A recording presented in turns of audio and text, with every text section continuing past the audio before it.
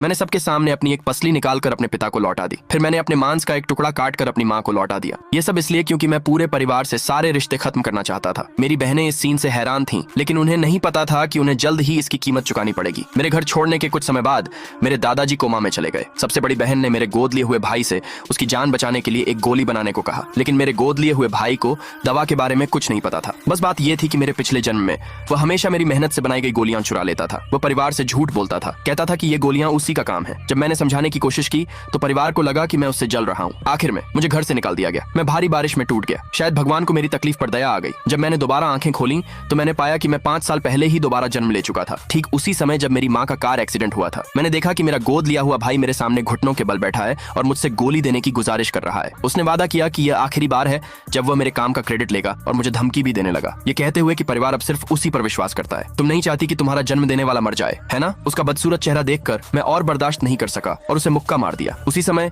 मेरी कई बहनें दौड़कर आईं। उन्होंने मुझे अपने गोद लिए हुए भाई को सजा देते हुए देखा और मुझे कुछ कहने का मौका दिए बिना एक वाइन की बोतल उठाकर मुझ पर फेंक दी। खुशकिस्मती से मैं समय रहते बच गया, लेकिन उन्होंने मुझ पर इल्जाम लगाया। पूछा कि मैं क्यों बच गया। मैंने जवाब दिया, क्या मेरी सुरक्षा जरूरी नहीं है? फिर भी उन्होंने मुझ पर आरोप लगाया कि मैंने कभी परिवार की मदद नहीं की, जबकि मेरा गोद लिया हुआ भाई हमेशा उनके लिए देता था। मैंने उनसे कहा कि मैंने अपनी जिंदगी के 10 साल देकर परिवार की सभी बीमारियां ठीक कर दी हैं, लेकिन मेरी बहनों